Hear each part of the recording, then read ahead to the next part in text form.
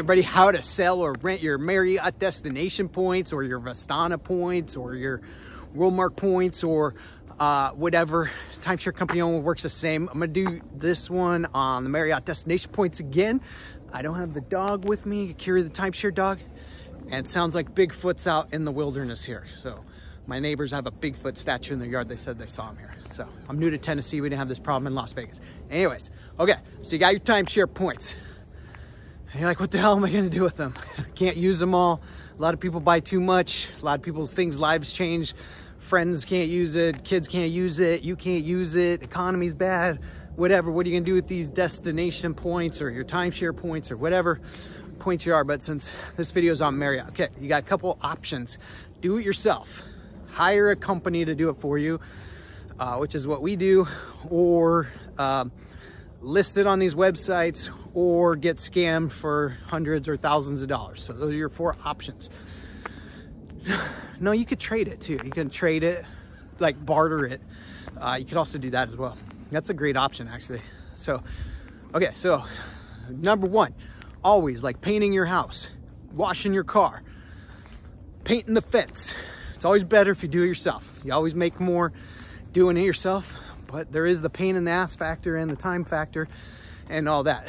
So I've done a few videos on rental, most of the same stuff if you watch my other videos, but in case you haven't. So timeshare points, yes, you can rent them out.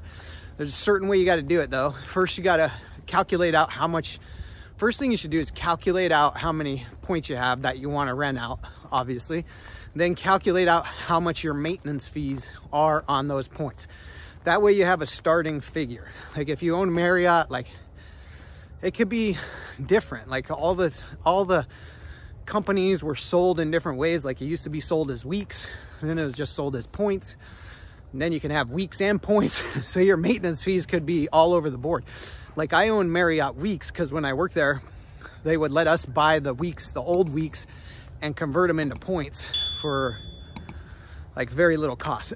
So my maintenance fee is only like I think it's in the 50s. I might have like 10,000 points, which is like 3 weeks I bought.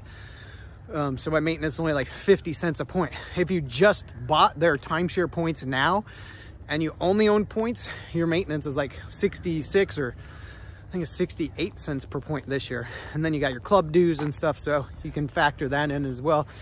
You don't really factor in, we just do it by the price per point. Okay, so now that you got your price per point, say your maintenance for easy math is 60 cents a point. Now you know what price you need to just break even on your maintenance costs. So then that allows you to know which angle you want to go. Are you trying to make a bunch of money? Because that's a different story. Are you just trying to get it rented out? That's a different story and a different strategy. The easiest one to do is just get your maintenance out of it. Then you got, well, I guess those are really your only two options. You want to make a lot of money, or you want to just cover your fees, or you want to do in between. Okay, so for maximum dollar amount, you're going to want to take those points you have, or your week, if you have it still as a week. And then most average times of the year, they don't really charge much more than your maintenance cost on their websites, to be honest, especially on the weekends. If you converted how many points, like the Las Vegas Grand Chateau Marriott, it's like 1,000 points a night on the weekends or something crazy like that, 800 points. So that means if you're at 66 cents or 60 cents in maintenance and it's 800 points, that's like 400 and what, 460, 480, something like that. Almost $500 a night. But I'll bet if you go to Marriott.com, you can rent that same thing for $300 to $400 at the most, probably $300 to $400. So a lot of them aren't that good of a deal most of the time. So if you want to rent it out and make money, you got to find the good properties to rent out. So that would be like ski resort areas. That would be like Aruba. That'd be like maybe the Virgin Islands. Maybe Hawaii. Now Hawaii's a little tricky too, because these government places are just unbelievable with the licensing. And oh, there's that Marco Island resort in Florida. That's a good one. So whatever the case may be, whatever company you own with, you always want to pick the best resort that is actually a great value for your timeshare. Like the Hawaii one is good, because if you go to Marriott.com, I just did this for somebody the other day. I was like, it was like $1,000 a night to stay at the Marriott Maui Beach Club. It was like $800 or $900 a night. So that's like $6,000 or $7,000 for the week. If you booked it on points, I think it was like maybe 5,000 points. So what's that, about $3,000? So you're only paying $3,000 in maintenance. It rents for $7 grand on Marriott.com, or 6 or 7. So then the next step, so pick a resort that's high like that. If you want to check out a few prices, pick like Aruba, Hawaii, usually islands, because like only rich people go to islands apparently. It's the only ones that can afford to stay at these Marriott properties. I mean, I've made a lot of money my whole life, and that just seems ridiculous to spend, you know, $1,000 a night. But I've been in timeshares a long time, so I'm used to traveling the cheap way, trading in. So you got it, $1,000 a night, room, your maintenance on that's $300 a night. So obviously your spread you want to be in is between the 3 to 800 or whatever the difference is, because people will go check, because especially anybody that could afford to pay $5,000 or $4,000 for a reservation, usually they're pretty savvy and they might want to book it directly with, say, like a Marriott, so they get all the rewards points and all those things. So find a resort you want to book, or that you think's a good value, that you can make enough money that satisfies you. So Hawaii, Aruba, Virgin Islands, Marco Island, some of these like higher end places. Then you got to try to find a reservation that's a good value, which is typically when the kids are out of school, or spring break, or if there's special events like in Hawaii, like the triathlon, the Ironman, or Hawaii anytime between like December 20th and the middle of March. Actually, Hawaii in the summer is really good too. Still a lot of people go. And during these peak times, then you got to go on there and see if you can even book it. Because most of the time, those good reservations where you're going to get the kind of money you're thinking of, that your salesman might have told you, hey, you can rent it out for $5,000 to $7,000, which happens a lot, which I guess is true. I mean, I've seen people get that. I just offered a guy to rent out his points, and he says he gets some crazy dollar for his points. So it is possible. Like anything, it is possible for sure. But anyways, so you got to have a plan. So the easiest thing I think you should do is pick one resort you like Marriott Maui or the Aruba Surf Club. And then like the Aruba Surf Club from like January to March is like $1,000 a night. So I'm filming this video in middle of January 2023. So if I was going to rent out Aruba, or if I was a type of person that wanted to make a ton of money on my rental, I would call like right now and then book next Aruba, whatever, Ocean Club, 1 or 2 bedroom for a week, but next year, because trying to get it this year would be freaking impossible. I mean, I guess it is possible. Maybe you could get it on a waiting list. You could try that, but then if you get it a week before check-in, it doesn't really give you much time to get rented. So those are your options on that. But ideally, if you're not hurting for money and you just want to make the most money possible, call now, book it a year in advance, and then just do the same one every year and make your life a lot easier. You know, every year, put a note in your phone, hey, every February 1st, book next February 1st in Aruba. Then you have all year to list it up for rent.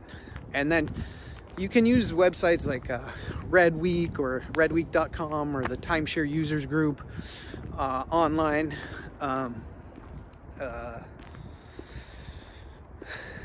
Those would probably be your best ones to get that. You could use the Facebook Marketplace in that area. That would be a good one to get it rented. So you can do that. Just, you know, just be aware that people are kind of a pain. So you're going to have to be messaging them back and forth. People are going to ask for maybe not necessarily the dates you have, but different dates. People might only want People might want 8 nights or 9 nights instead of 7, or they might want 6 or 5 instead of 7. So you got to message them back. Then you got to figure out how to collect the funds. So if you're on like Facebook or I think Red Week has a system where you can sign up for it, where they can help you with the payments if you want for like a couple $100. If you're on the Facebook marketplace, you can have people pay you through PayPal. You know what you could do, because you still control the inventory. So you could tell people, okay, give me a $100 deposit, and then I'll put your name on it and send it to them. Or you could even send them change the reservation to their name, send it to them, because you can always change it back. Like with Marriott, there's no fees for name changes. So just do that. You can do it on their chat box in your Marriott account, your Marriott Vacation Club account. And then send them the reservation, and then tell them they have to pay you within 24 hours via PayPal or Venmo or Cash App or whatever one you want to use. I like PayPal.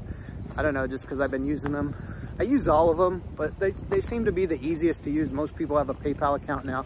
And even if you have them pay you through PayPal, they don't need a PayPal account. You can just log into your PayPal account and you just go request money, and you can send them an invoice. And then when it goes to their email, it'll say, don't have a PayPal account, just click here. And then you can get paid through PayPal. But just be aware when you collect money like that, a lot of people do charge you back. It's crazy.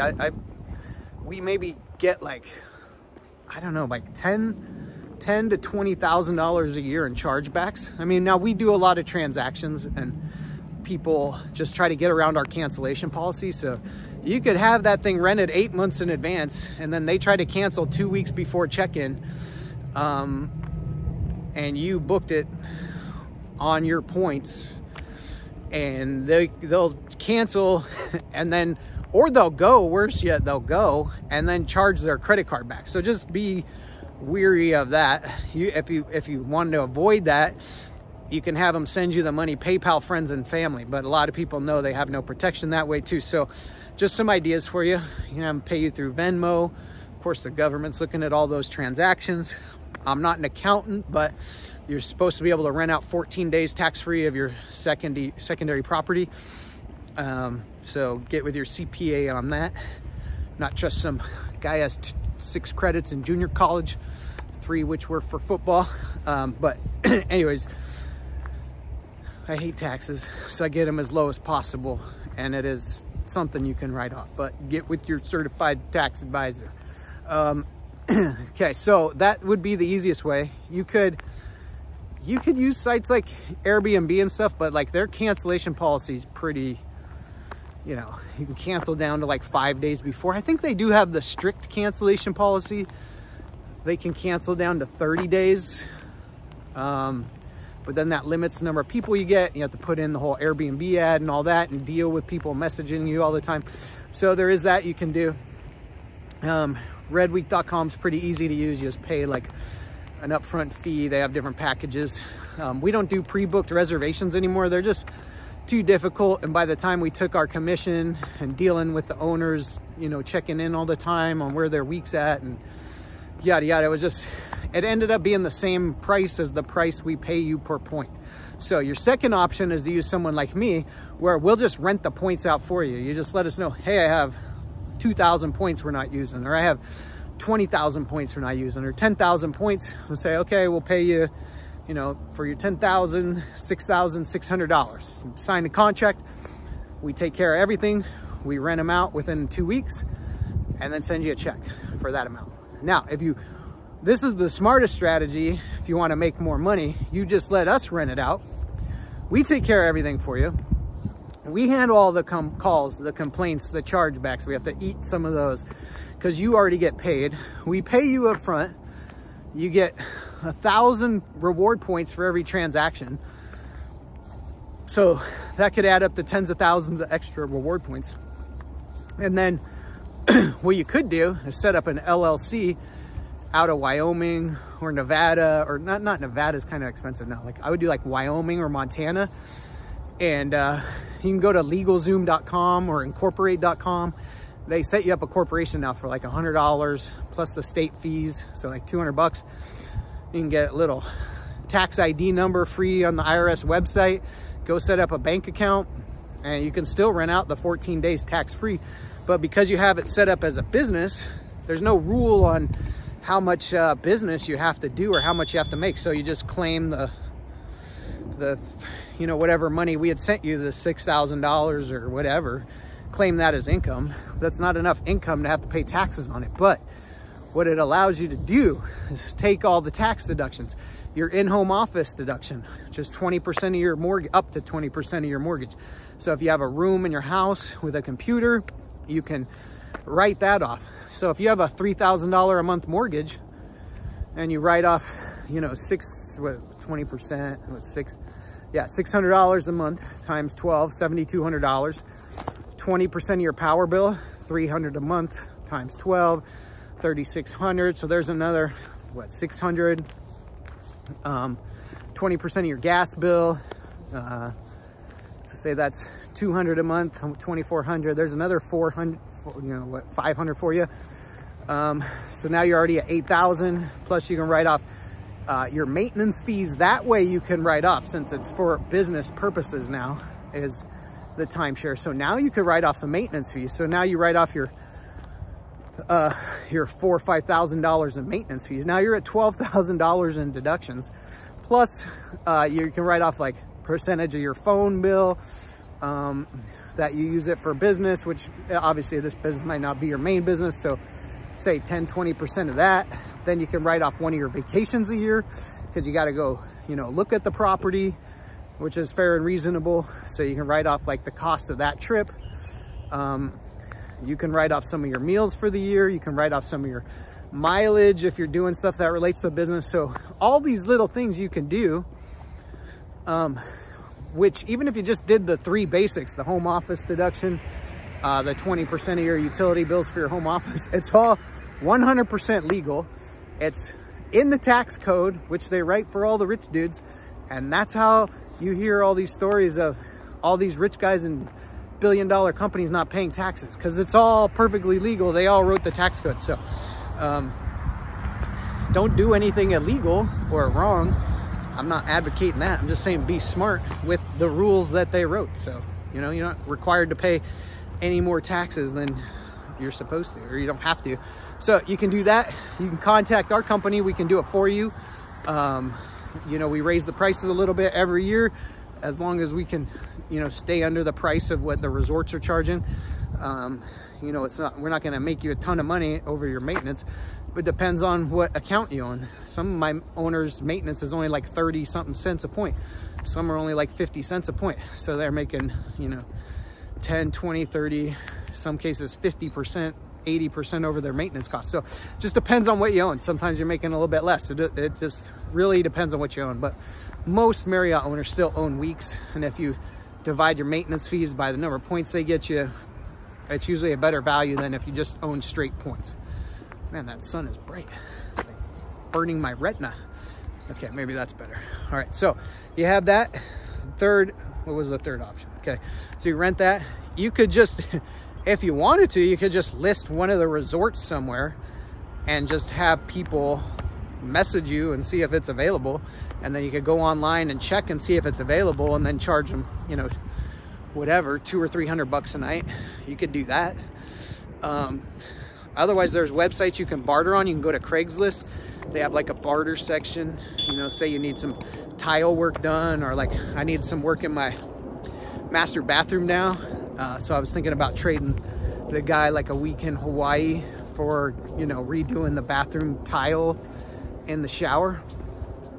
You can get like fence painting, or, you know, all kinds of services around your house, air conditioner, things like that. Those guys don't get to go on vacation much. So if you give them a, you know, week in a timeshare, I've had people trade for cars, I've had people trade for fences, I've had people trade for all kinds of work around their house, painting jobs, things like that. So you have all those options to you as well.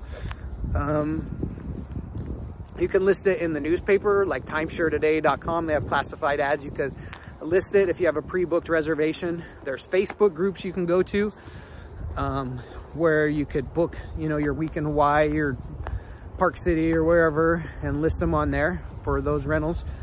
And try to get, you know, if your maintenance is $3,000, maybe you could rent it for $5,000, $5,000. If it goes for like 7 or 8 on Marriott.com, I mean, maybe you could rent it out for 6 or 7. You could start it up high at the beginning of the year, and then if nobody's taking it by November,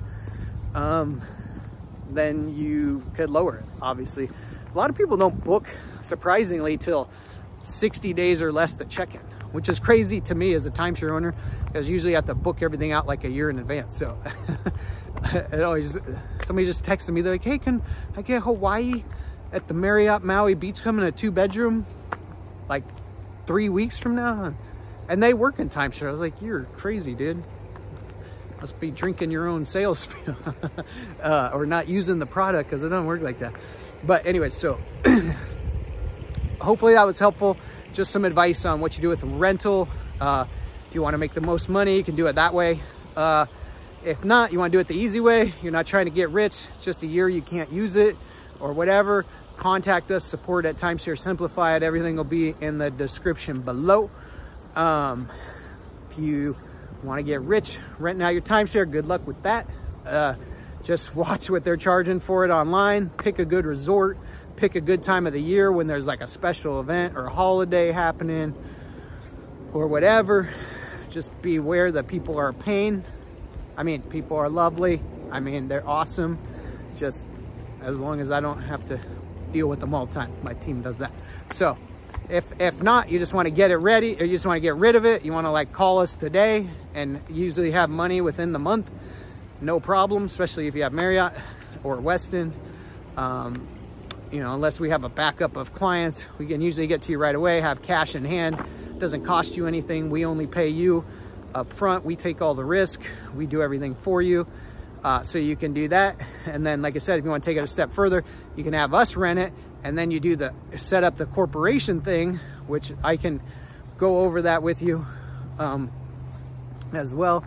And that'll get you the more money than it would trying to rent out one of these highfalutin weeks in Aruba or Hawaii and doing all the work yourself and messaging everybody and trying to figure out how to get paid and doing all that. You can do that, obviously. People do it all the time.